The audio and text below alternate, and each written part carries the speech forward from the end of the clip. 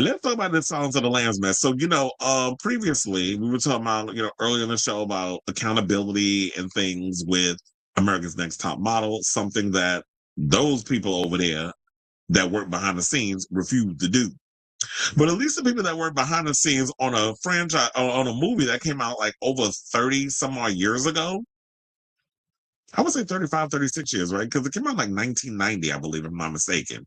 So, yeah, a 35-year-old movie, at least they took responsibility for some of the transphobic allegory that was in the show. I mean, well, in the movie, I should say. I don't know why I keep calling it a show, but the movie. And I have to say, I love Silence of the Lambs, but yeah, the stuff that was in there alone. So 35 years ago, moviegoers gobbled up director Jonathan Demme's thriller that hit theaters in the dead of winter. Now, some of those involved with Silence of the Lambs are acknowledging its complicated legacy in light of criticism from the trans community. The feature adaptation of author Thomas Harris's best-selling novel starred Jodie Foster as FBI trainee Clarice Starling as she tracks down serial killer Buffalo Bill, known for skinning his female victims. To understand her target, she consults with convicted cannibal and Chianti, connoisseur Hannibal Lecter, played by Anthony Hopkins. Now, Silence of the Lambs surprised the industry as an Oscar-winning, generation-defining smash, but over the years, the characterization of Buffalo Bill, whose sexual orientation is not explicitly stated, has been viewed as gender non-conforming and identifying as trans. For his part, Ted Levine, having played the character who is also known as James Gum, has conflicting feelings about the movie despite its success. Now, they're saying, quote, there are certain aspects of the movie that don't hold up too well. Levine, who has never previously addressed pushback surrounding Buffalo Bill, tells The Hollywood Reporter. We all know more, and I'm a lot wiser about trans issues. There are some lines in that script and movie that are unfortunate. Levine did not have concerns while making the movie, but has developed a fuller understanding of the trans experience in the ensuing decade, saying it's just over time and having gotten aware and worked with trans folks and understanding a bit more about the culture and the reality of the meaning of gender, says the actor, whose credits include and features Heat and The Fast and the Furious and the series Monk and Netflix's forthcoming Something Very Bad Is Going to Happen, saying it's unfortunate that the film vilified that and it's fucking wrong. And you can quote me on that. As for his performances, Levine clarifies, I didn't play him as being gay or trans. I think he was just a fucked up heterosexual man. That's what I was doing. Now, after Michael Mann's underperforming 1986 film Mindhunter adapted Harris's earlier Hannibal novel Red Dragon, Orion Pictures landed Gene Hackman to direct and star in The Silence of the Lambs. I did not know Gene Hackman was going to direct it. They said while Ted Talley was working on the script, Hackman left the project and Demme was hired to helm. I was like, that was shocking to me. Like, I never knew that part. And may he rest in peace. Gene Hackman passed away. But and that's interesting that he said, like, yeah, I didn't play him as gay or trans. I played him as a fucked up heterosexual man, probably because nobody really knew what trans was back in the 90s. We didn't have any inclination of what that was. And I'm just glad that he's coming out and saying what he's saying. Now, they said after, and funny enough, the 1996 movie Mindhunter, which I think William Peterson was in, I actually like that movie. That's on, I don't know if it's still on Prime Video, but that's where I saw it because I was like, I hadn't seen this movie in a long time. So I threw it on and I was like, okay, this is actually not bad. It was long as hell, but it was good. I liked it. Now, they said Demme offered Clarice to his Married to the Mob star Michelle Pfeiffer, who turned it down, as did Meg Ryan. Forster loved the book and even tried to option it, but Demme didn't see her as a fit, only relenting amid studio pressure. Ultimately, I fell madly in love with her, he admitted in 2015. Now, Demme died in 2017 at the age of 73. Hopkins got the Hannibal gig after Sean Connery passed and has said, this is the best part I've ever had. Edward Saxon, who was Demme's producing partner, tells THR, the studio came to us and said, offer it to Sean Connery and Jack Nicholson. If they say no, you can cast anybody within reason that you want to. Well, thank God they turned it down because Anthony Hopkins ate, no pun intended, in that role. And he was good in the film and won an Oscar. Didn't also Jodie Foster won an Oscar for that too? It said Orion released Lambs on February 14, 1991, making an unconventional Valentine's Day option. It became the year's fifth highest grossing title, collecting 272 million globally. That would be 659 million today, and was just the third feature in history to win the Big Five Oscars, which would be Best Picture, Director, Actor, Actress, and Screenplay.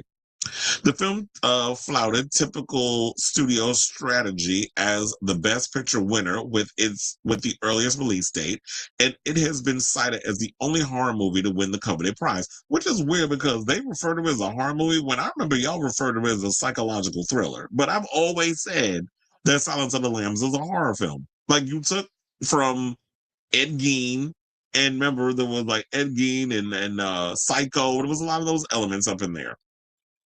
More or less Ed Gein, because Ed Gein was going around skinning people and eating them and shit. Or the fabrics. I mean, putting outfits and making lampshades and things out of the skin.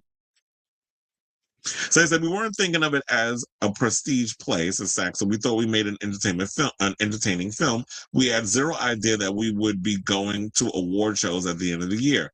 The project's legacy includes a number of catchphrases having joined the cultural lexicon, such as Levine's line to his victim. Oh yeah, it says it rubs the lotion on the skin, or else it gets the hose again. Or put the lotion back in the basket. Remember that line? And he was like, and he said, when asked how it feels to have a snippet of dialogue frequently quoted over the years, Levine admits with a laugh, pain in the ass, but it's okay. It kind of puts me on the map. But the annoyance recently is less so. The edges have worn off. It's not a big deal. It's fine. Now, for his part, Saxon, whose next movie with Demi was the Oscar-winning Philadelphia about a gay lawyer diagnosed with HIV, or as I would say, a homosexual lawyer diagnosed with the high five, acknowledges that Silence's filmmaking team had not anticipated that their work would cause pain for the Levitical Plus viewers, saying we were really loyal to the book. As we made the film, there was just no question in our minds that Buffalo Bill was a completely aberrant personality, that he wasn't gay or trans, he was sick. So to that extent, we missed it. From my point of view, we weren't sensitive enough to the legacy of a lot of stereotypes and their ability to harm. Now, Saxon continues, there's regret, but it didn't come from any place of malice. It actually came from a place of seeing this guy.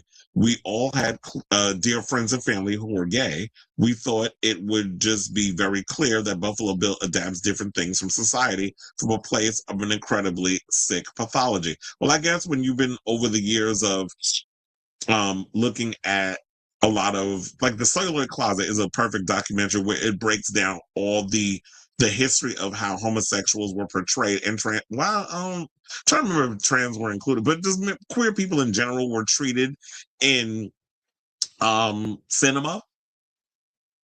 So I guess they would probably have blinders on when it comes to that, but they were always seen as problematic killers, or they would be victims in so many ways. Like you kill them off, or they were just people that were going around killing people, or whatever the case was. Like in Rope and so many other films that pretty much perpetuate a lot of queer stereotypes. So yeah, they were always portrayed as like murderers, or something where they got a mentalist or whatever.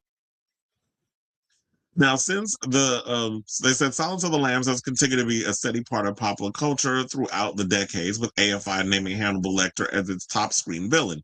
During its 2024 presidential campaign, oh, Jesus Christ, not y'all bringing this mess up. The moron in the White House brought up Hannibal Lecter in reference to migrants while also having used the phrase "a wonderful man" to describe the character, which is like, how do you even know? He's not even a real person. Now, to compare, but that's probably the dementia talking. Now, to compare people who are looking for a better life coming over the border to Hannibal Lecter is about as perverse as anything we were able to come up with in the film, says Saxon. As for Trump's fascination with the character, the producer adds, it's a fascination with power and an elevated sense of self. Our president is stuck in a period. The Village People, Hannibal Lecter. I don't think he stays up late watching new movies. Now, regardless of any misgivings over the elements of the finished product, Levine holds positive memories from making the Silence of the Lambs, saying Jonathan is a wonderful, wonderful man. He says that the director and the movie was a great experience, probably the best I ever had on a film. Well, yes, I love Silence of the Lambs, one of the great horror films to come out of the 90s. Definitely a classic. I love the slow burn of it all. Jodie Foster did a phenomenal job. Jonathan Demme directed it fiercely. Hannibal Lecter, well, Anthony Hopkins definitely, as I stated before, no pun intended again, ate in that part. And Mr. Levine did a phenomenal job as Buffalo Bill. So I could definitely see why there was certain things with the makeup that he was the lipstick and the tucking the penis in one scene, which is literally this scene here, where he's dancing to the music and the tucking scene and all the other stuff.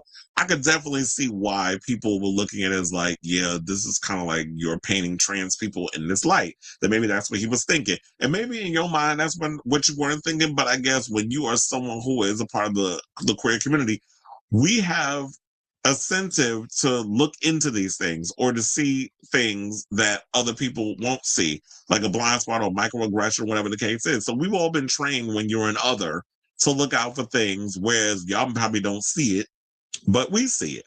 So this is a case of know better, do better. And they've learned and they're doing better and they've acknowledged that some of the stuff in the film was hurtful, and now we can all gradually we can move on from it.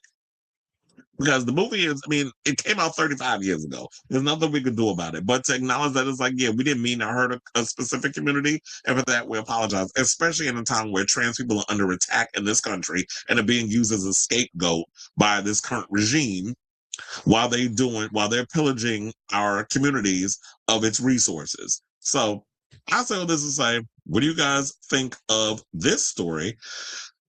In regards to the whole Silence of the Lambs ordeal. So whatever your thoughts are, let me know in the comments down below.